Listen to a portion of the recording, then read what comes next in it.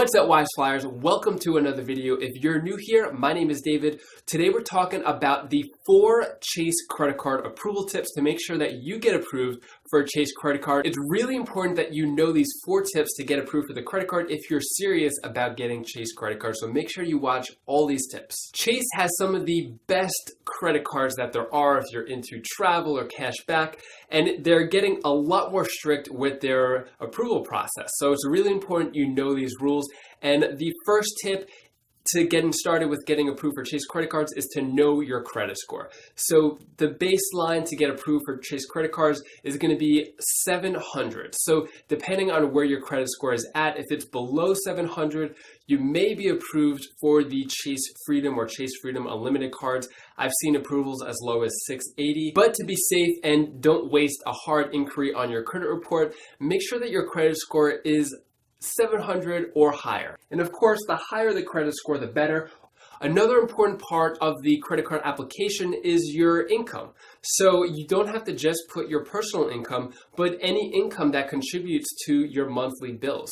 So personally, I put my income as well as my wife's income combined on the credit card application because we're using both of our incomes to pay for our monthly bills. And the higher the income on the application, the higher the chance of approval. It's really important that you don't lie on this part, but you can use any income that contributes to paying the bills. The next tip is to know the rules before you apply for any Chase credit card. So Chase has the infamous 524 rule, which means if you've opened 5 cards or more in the past 24 months, you won't be approved for any Chase credit card. So make sure that you are under that 524 count before applying for a Chase credit card. And for the Chase Sapphire cards, they have their own set of rules. You're not allowed to have more than one Chase Sapphire card at a time. And if you have a Chase Sapphire card and you got the sign-up bonus recently, you won't be eligible to get another Chase Sapphire card sign-up bonus for 48 months from the time that you got the other bonus.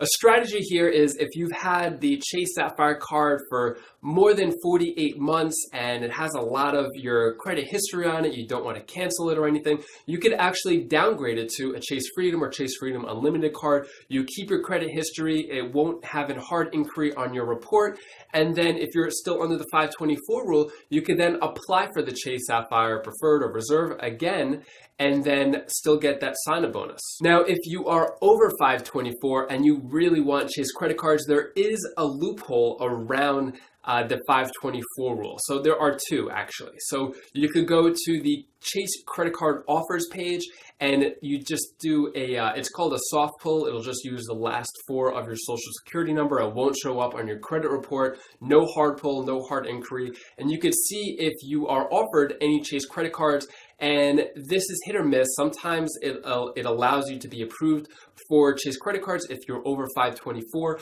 Another way around the 524 rule is to go to the Chase branch. So if you go into the bank and you sit down with a banker and you ask to see if you're pre-approved for any credit cards, same thing, it's a soft pull. You give the last 4 of your social security number and they look up, and any cards that are in green, if they're not familiar with this, any cards that are in green under your credit card profile, you can apply for and be approved, assuming everything else is okay with your credit report and your credit score. That's another way to be approved for Chase credit cards if you are over 524. Now, it's important you don't go to the Chase branch and just apply for a Chase credit card. You want to make sure that you're pre-approved first. So the next step would be to apply for the Chase credit card. And when you apply, if the notification on the screen says pending or denied, don't stop there.